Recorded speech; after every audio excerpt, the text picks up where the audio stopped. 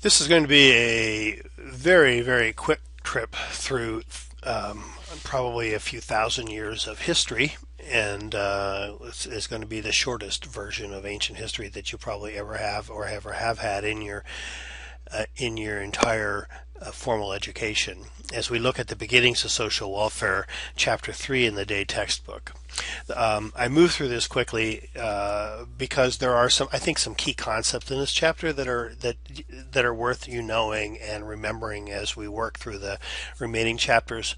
But there's also a lot of detail here that may be of interest to you if you really want to study this particular aspect of social welfare more thoroughly, and I encourage you to do that. But for the purposes of our class, I think a broader, more cursory view is useful here. So really looking at social welfare up through the period of time of the Roman Empire, from ancient times to the Roman Empire, Day looks at four distinct periods of influence during this time, and this is Judaism, Greek society, Roman society, and Christianity. And during Judaism, the influences of that culture and that influence was that social justice and human need became the keynotes to social welfare. What was right for people, what people needed, and resolving and dealing with those issues were really the focus of social welfare in the era of time when Judaism was the dominant force in society. As Greek society emerged, democracy and philanthropy also became very key elements of influence. In Roman society, political structures added to the social welfare system, and politics was a very big thing in Roman society, and social welfare became sort of a tool and an implement to be used in the political system.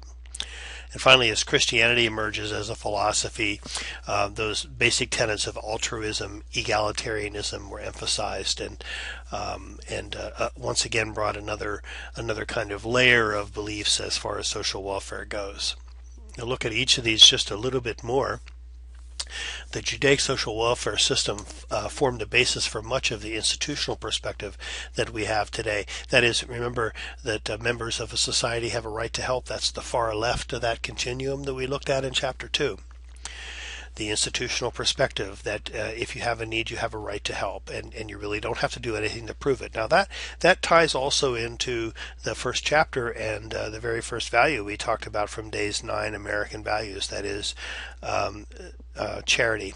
The Judeo-Christian charity.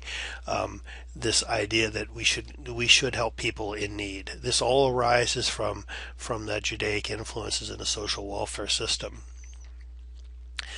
Democracy in the Greek culture was really all about free citizens. It wasn't about slaves or foreigners, and so it was limited to a certain population.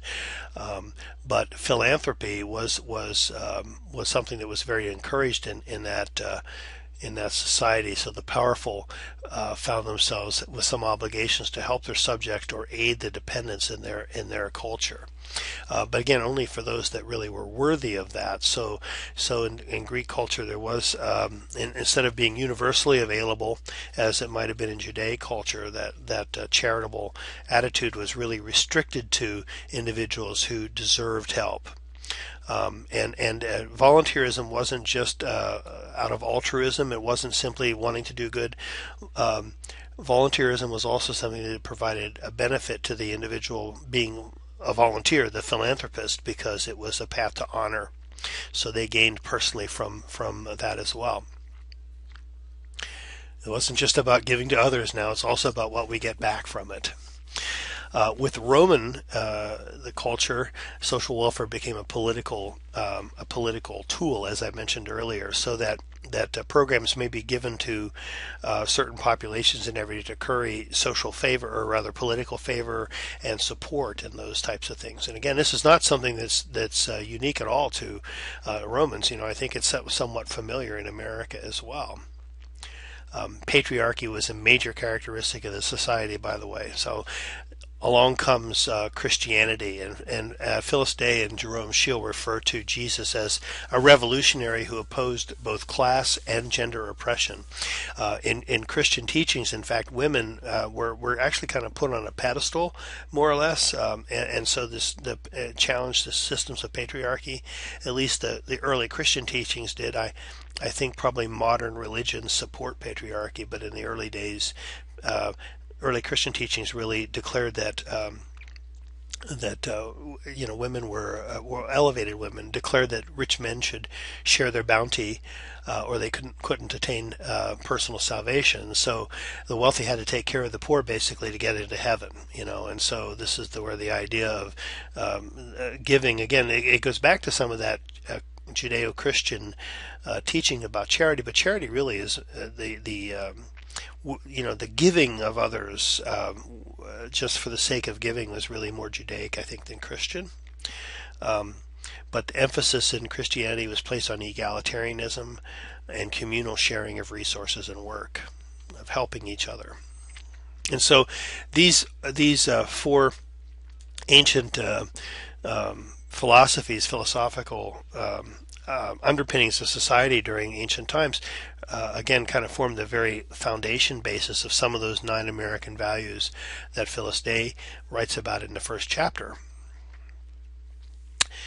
Now, Christianity becomes sort of dominant, or becomes at least a major force around the known world at that time, and the church begins to take responsibility for social welfare, and the state then, the government, let's say, of the country is relieved of the responsibility of caring for the poor as the church kind of takes on those tasks. And over time, the church became increasingly influential, and ultimately, as moved into the Middle Ages, let's say, the church began to have control over the governments. And in fact, in some respects, I believe there are points in history where the Pope is appointing heads of national governments and things like this, so that there was a time when the church and state were really difficult to separate. And so the church began to have control over governments, and social welfare continued to help the poor, but also became associated with the government. And so therefore there was an implication then about control over behaviors that the government tends to implement, right? So it wasn't just about the charitable portion of the church and the giving that went through there, but it was also about the control portion that the government would look for. And so as the church took over the government, social welfare became both charitable giving and social control. Poverty, though, in these times was seen as a result of the social and economic conditions and not because of personal fault. And in fact, poverty was in many respects redefined to become a holy state. It was something that should be, well, it was just something that was defined as a noble state of affairs. And but society nonetheless began to move towards institutionalization of oppression based upon class and gender. And while the church worked to relieve the plight of the poor and oppression of certain groups, was also very instrumental in supporting rulers and the secular governments that implemented the oppression that they were challenging. And so, again, this was with the blending of church and state in that era. Social welfare kind of took on this dual kind of nature of helping and giving, and of while at the one time working against oppression, but on the other hand, continuing and maintaining that oppression, and that duality in our system in America today continues. So that's all for chapter 3. That's a very brief look at a very long period of time in ancient history. So if any questions remain from this or any other chapter, please do contact me and let me know, and we'll go from there. Thanks, and hope you have a good week.